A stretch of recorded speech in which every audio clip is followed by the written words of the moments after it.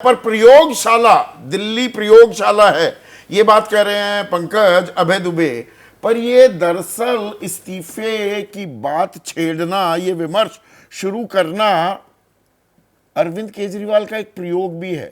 अरविंद केजरीवाल, जैसा प्रभु ने भी कहा या दिबांग ने कहा, भाई करिश्माई नेतृत्व है, वो अपना एक नैरेटिव एजेंडा गढ़ने में भी माहिर हैं, एक केजरीवाल मॉडल ऑफ गवर्नेंस भी है, एक लाभार्थी जाति भी उन्होंने बना रखी है। पर वो जो केयरफुली क्राफ्टेड एक इमेज, एक वो जो छवि थी, उसमें बहुत सारे डेंट भी लगे हैं, वो थोड़ी थोड़ी धुंधली भी हो रही है, थोड़ी धूल भी लग रही है और दाग भी लग रहे हैं।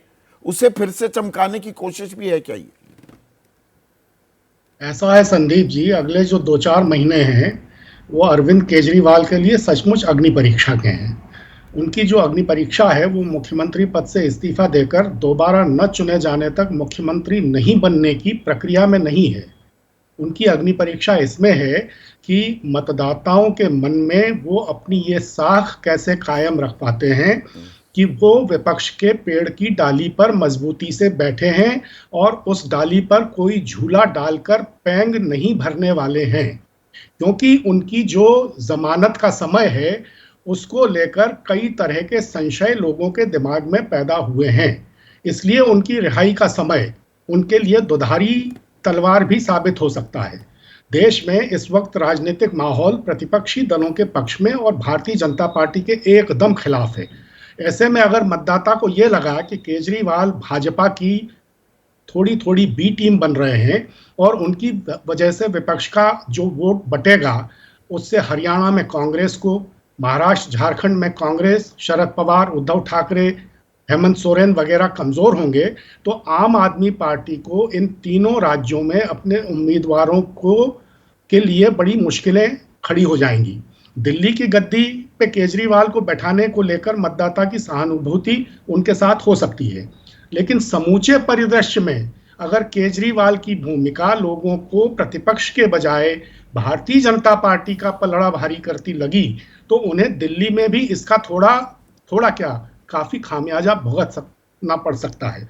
हालांकि मेरे पास ये कहने का कोई पक्का आधार नहीं है कि केजरीवाल को हरियाणा विधानसभा चुनाव के 3 हफ्ते पहले जो जमानत दी गई है उसके पीछे भारतीय जनता पार्टी से उनकी कोई राजनीतिक मिलीभगत है, लेकिन भारतीय जनता पार्टी को इसका एक स्वाभाविक फायदा मिल रहा है क्योंकि इस समय से केजरीवाल पर कई तरह के संशय खड़े हुए हैं और जिस तरह हरियाणा में आम आदमी पार्टी और कांग्रेस के बीच सीटों का तालमेल नहीं हो पाया, जिस तरह सभी 90 सीटों पर उनके उम्मीदवार चुनाव लड़ रहे हैं, उनकी स्थिति कुछ भी हो, लेकिन और जिस तरह उन्होंने मांग की है कि महाराष्ट्र के नवंबर के चुनावों के साथ दिल्ली के चुनाव कराए जाएं, उससे लगता है कि विपक्षी एकता की जो बुनियादी अवधारणा है उनके प्रति उन केजरीवाल के मन में इस अवधारणा के प्रति जो शिद्दत है, आपका ये जो शायद विस्तृत विश्लेषण है पंकज, मुझे थोड़ा कंफ्यूज कर रहा है।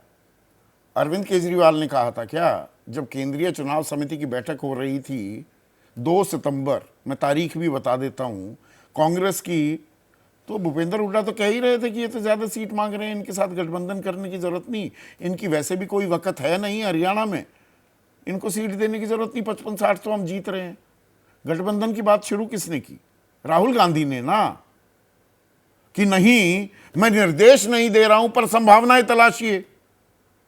तो इसमें कि बी टीम बन गए अरविंद केजरीवाल, या दरअसल अरविंद केजरीवाल को बड़ा खतरा बीजेपी से नहीं कांग्रेस से लग रहा है दिल्ली में, कि 2024 के लोकसभा चुनाव में जो दलित वोट बैंक कांग्रेस की तरफ शिफ्ट होता दिखा, मुसलमानों में कांग्रेस की एक्सेप्टेबिलिटी जो लगातार बढ़ती जा रही है, वो खतरे का सबब बन गया है क्या अरविंद केजरीवाल के लिए? वही मैं कह रहा हूं कि इस तरह से प्रतिपक्षी एकजुटता में जिस तरह के संशय खड़े हो गए हैं वो बहुत अहम हैं।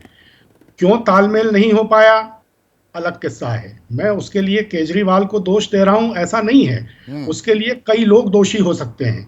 कांग्रेस से अगर वो 10 सीटें मांग रहे थे, 6-7 सीटों पर तैयार हो रहे थे, तो कांग्रेस को 6-7 सीटें, मेरा व्यक्तिगत राय है कि दे देनी चाहिए थी।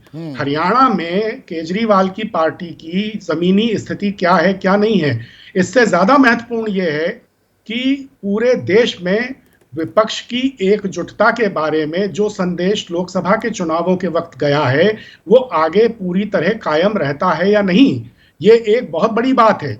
और केजरीवाल जिस तरह से हरियाणा के चुनाव में उन्होंने उम्मीदवार तो खड़े किए हैं, और आप देखिएगा कि महाराष्ट्र के चुनाव में भी वो करेंगे, झारखंड के चुनाव में भी वो करेंगे, और दिल्ली तो का अगर कांग्रेस दरियादिली नहीं दिखाएगी तो वो क्यों नहीं करेंगे? जानकारी तो मेरी ये भी है कि जब जेल में थे अरविंद केजरीवाल, ये मैंने अपने कार्यक्रम में पहले भी कहा कि गठबंधन किसी भी कीमत पर कीजिए। 4-5 सीटों के लिए भी तैयार थी आम आदमी पार्टी, पर बात फिर भाई सीट कौन सी चाहिए वहां अटकी, वहां बात बिगड़ भी गई। मेरा कहना यह है कि कोई भी सीट चाहिए, एक प्रतीकात्मक तौर पर 5-6 सीटें अरविंद केजरीवाल जी को दे देनी चाहिए थी कांग्रेस को। अगर कांग्रेस की तरफ से ये सीटें नहीं दी गई हैं तो इसमें कांग्रेस का कसूर है। वही तो मैं कह रहा हूं, वो ये इंडिया गठबंधन के लिए और केजरीवाल को लेकर केजीबी हो जाती है कांग्रेस। कल भाई उनको बेल मिली, कल शाम को किसी भी नेशनल चैनल के किसी भी नेशनल न्यूज चैनल पर कांग्रेस ने अपना प्रवक्ता ही नहीं दिया। कांग्रेस बोलने को तैयार नहीं, वो समाजवादी पार्टी, आरजेडी सब लोग स्वागत कर रहे हैं बेल का, कांग्रेस चुप्पी साध कर बैठ गई।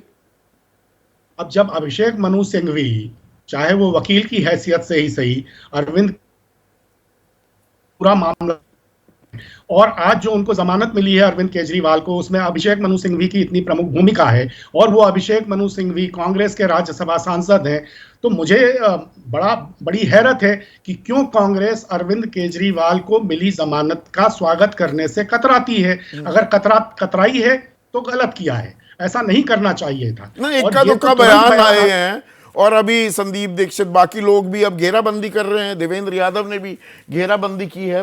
जैसे ही घड़ी का काटा दोपहर 2:30 पे आए, बबीता जी का दिल सास बहू साजिश के लिए मचल जाए। और ये है इनकी बहू, पूरे दिन ऑफिस की टेंशन हो जाए गॉन जब ये करें अपना फेवरेट शो फ्री टाइम पे ऑन।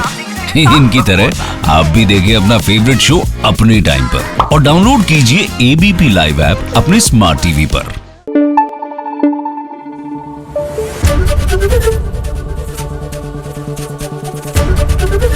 एबीपी न्यूज आपको रखे आगे।